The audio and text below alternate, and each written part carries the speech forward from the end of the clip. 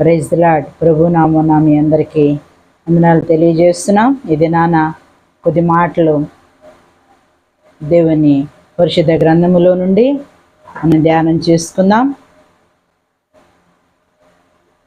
దేవుని సన్నిధిలో కొద్ది మాటలు మనం ధ్యానం చేసుకుందాం.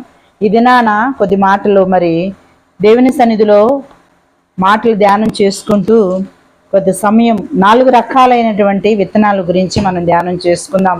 మొదటి విత్తనము త్రోవ ప్రక్కన పడ్డ విత్తనము, రెండో విత్తనము రాతి నేలన పడిన విత్తనము, మూడో విత్తనము ముళ్ళ పొదల్లో పడినటువంటి విత్తనము, నాలుగో విత్తనము మంచి నేలన పడినటువంటి విత్తనము.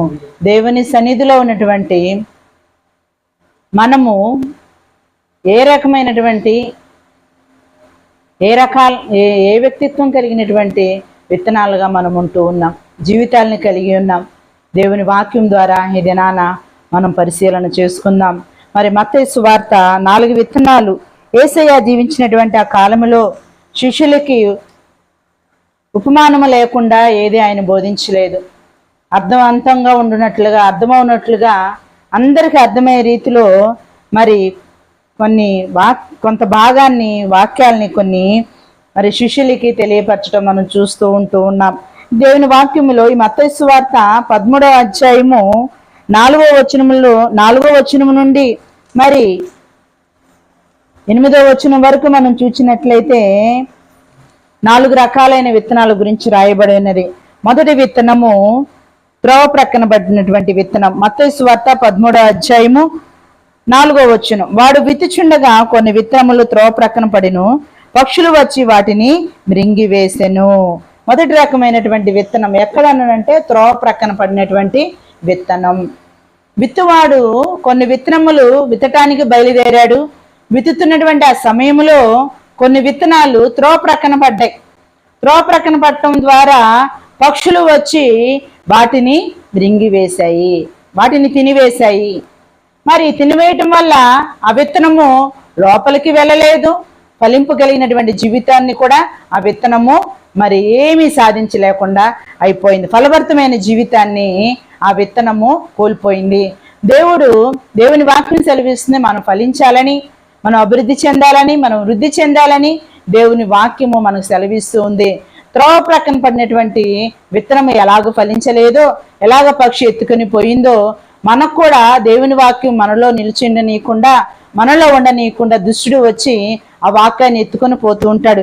భావాన్ని చూద్దామా? మత్తయి సువార్త 13వ అధ్యాయము 19వ వచనాన్ని మనం చూసినట్లయితే, మత్తయి సువార్త 13వ అధ్యాయము 19వ వచనాన్ని మనం చూసినట్లయితే, ఎవడైనను రాజ్యమును గూర్చిన వాక్యము వినియు గ్రహింపుగా ఉండక దుష్టుడు వచ్చి వాని హృదయములో విత్తబడిన దానిని ఎత్తుకొని పోవును. త్రోవ ప్రక్కన విత్తబడిన వాడు వీడే. దుష్టుడు వచ్చి మరి వాక్యాన్ని వింటారంట కానీ గ్రహింపకుండా ఉండునట్లుగా దుష్టుడు వచ్చి ఎత్తుకొని పోతాడు. దేవుని రాజ్యాన్ని గురించి, మరి నిత్య రాజ్యానికి నువ్వు వారసులు అయిపోతావేమని, నిత్య రాజ్యాన్ని నువ్వు పొందుకుంటావని దుష్టుడు ఏం చేస్తున్నాడంటే వాక్యాన్ని వింటున్నారంట కానీ గ్రహించలేకపోతున్నారు. ఆ గ్రహింపు మరి కలిగితే నిత్యరాజ్యానికి నువ్వు వారసులు అయిపోతావని చెప్పేసి నిత్యరాజ్యం నీలో నుంచి తీసివేయబడాలని, నిత్యము జీవించి ఆ భాగ్యాన్ని నువ్వు కోల్పోవాలని దుష్టుడు ఏం చేస్తున్నాడంటే నీలో నుంచి ఆ వాక్కు విత్తనాన్ని తీసివేస్తున్నాడు. గ్రహింపుకోలేకుండా, గ్రహింపు కలిగినటువంటి జీవితాన్ని నువ్వు కలిగి ఉండకుండా ఉండునట్లుగా ఆ వాక్యాన్ని తీసివేస్తున్నాడు. నీ హృదయములో దేవుని వాక్యము ఉండాలి. నీ హృదయములో దేవుని వాక్యము నిలిచి ఉంటే నువ్వు ఫలభరితమైన జీవితాన్ని కలిగి ఉంటాం. త్రోవ ప్రక్కన ఉంటే ఏమాత్రం మనకి మేలు అనేది ఉండదు. త్రోవ పక్కన పడినటువంటి విత్తనం ఫలింపు లేకుండా ఉంది. త్రోవ పక్కన ఉన్నటువంటి వారికి ఆశీర్వాదం ఉండదు. త్రోవలో ఉండాలి. దేవుని వాక్యం సెలవిస్తుంది కదా కీర్తన భాగంలో, నీ వాక్యం మా పాదములకు దీపము, మా త్రోవలకు వెలుగై ఉన్నది. వెలిగించేది. చీకటిలో ఉన్న వారిని దేవుని వాక్యం వెలిగిస్తుంది. ఆయన త్రోవలో నడిస్తే వెలుగుతో కూడినటువంటి జీవితాన్ని మనం పొందుకుంటాం. కుటుంబాలు వెలిగించబడతాయి, సంఘం వెలిగించబడుతుంది. నీ వ్యక్తిగత జీవితం, ఆత్మీయ జీవితం వెలుగుమయంతో కూడినటువంటి అభివృద్ధి చెందినటువంటి జీవితంగా నీ జీవితాన్ని దేవుడు ఆశీర్వదిస్తాడు. ఎప్పుడనంటే ఆయన త్రోవలో నువ్వు ఉన్నప్పుడు. త్రోవ ప్రక్కన ఉన్నావా? అనేక రీతిలుగా నష్టాన్ని, కష్టాన్ని, బాధని, శ్రమని, ఇరుకుని నువ్వు అనుభవిస్తూ ఉన్నావా? త్రోవలోనికి వస్తే దేవుడు నిన్ను ఆశీర్వదించాలని కోరుకుంటున్నాడు. త్రోవ ప్రక్కన ఉండేవారు ఎవరనంటే అవిశ్వాసులు. త్రోవ ప్రక్కన ఉండేవారు అవిశ్వాసులు. ఇక్కడ లూకా సువార్తలో కూడా ఒక వ్యక్తిని మనం చూసినట్లయితే 18వ అధ్యాయంలో 35వ వచనంలో మనం చూసినట్లయితే త్రోవ ప్రక్కన గ్రుడ్డివాడు భిక్షాటన చేస్తూ అనేక సంవత్సరాల నుంచి ఆ స్థితిలో ఉన్నాడు.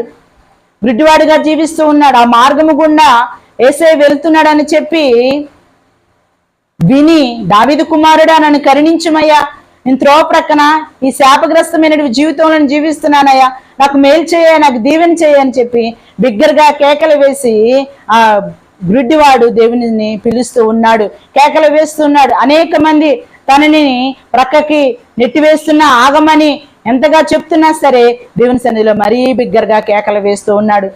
బిగ్గరగా కేకలు వేయటం ద్వారా త్రోవ ప్రక్కన ఉన్నటువంటి ఆ వ్యక్తి త్రోవలోనికి రావాలని, ఆశీర్వదించబడాలని, దీవించబడాలని ప్రభువైన యేసయ్య ఆగి నిలిచి అతన్ని పిలిచి తన దగ్గరకు వచ్చి, నీకు నేనేం చేయగోరుచున్నాను, నీకు నేనేం చేయాలని అనుకుంటున్నావు అంటే నాకు దృష్టిని ప్రసాదించయ్యా, ఇలా భిక్షాటన చేయకుండా ఇటువంటి దుర్భరమైనటువంటి జీవితంలో నేను ఉండకుండా నేను ఆశీర్వదించబడాలయ్యా అని చెప్పి యేసయ్యని అడగటం మనం చూస్తూ ఉంటాం.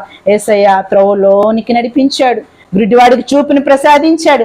మరి ఆ గ్రుడ్డివాడికి చూపుని ప్రసాదించటం ద్వారా ఇప్పుడు యేసయ్య త్రోవలో నడుస్తూ ఉన్నాడు.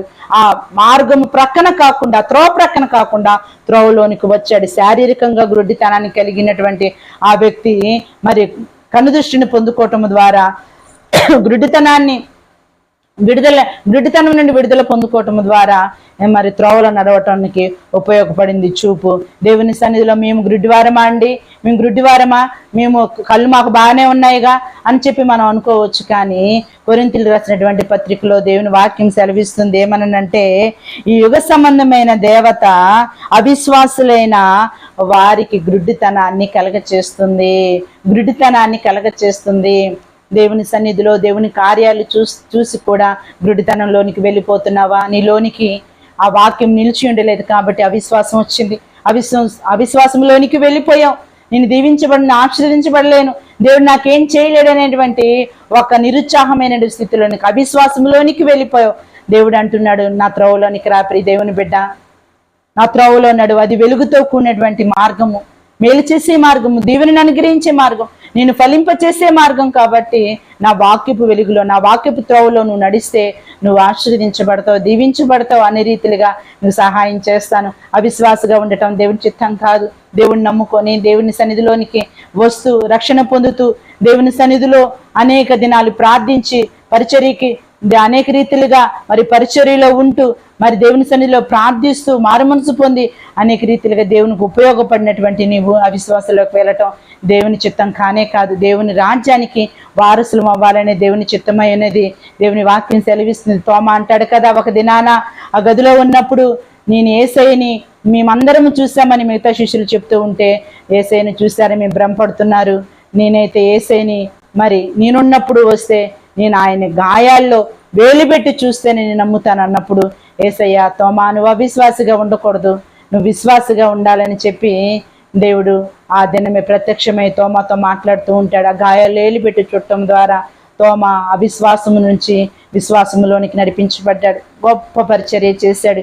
దేవుని సన్నిధిలో త్రోవ ప్రక్కన ఉంటే మనకు ఆశీర్వాదం ఉండదు, త్రోవ ప్రక్కలో ఉంటే దీవెన ఉండదు, త్రోవ ప్రక్కన ఉంటే అవిశ్వాసములకు అంధత్వంలోనికి వెళ్ళిపోతాం, తద్వారా మనకి మేలు కలగదు. కాబట్టి దేవుని సన్నిధిలో ఉన్నటువంటి మనము వాక్యాన్ని విని గ్రహికొనే వారంగా ఉండాలి. గైకొంటే ఏంటి మనకి మేలు అంటే దేవుని వాక్యం సెలవిస్తుంది. ప్రకటన గ్రంథము 1వ అధ్యాయము 3వ వచనం. ప్రకటన గ్రంథము 1వ అధ్యాయం 3వ వచనంలో మనం చూసినట్లయితే, సమయము సమీపించినది గనక ఈ ప్రవచన వాక్యములు చదువువాడును వాటిని విని ఇందులో వ్రాయబడిన సంగతులను గైకొను వారును ధన్యులు. చదవాలి, వినాలి, విని గైకొనే వారంగా ఉండాలి. దేవుని సన్నిధిలో మనము ధన్యతను మనం పొందుకోవాలి, ఘనతను మనం పొందుకోవాలి, కీర్తిని మనం పొందుకోవాలి, ఒక గొప్ప ఖ్యాతిని మనం పొందుకోవాలనంటే సమయము సమీపించినది.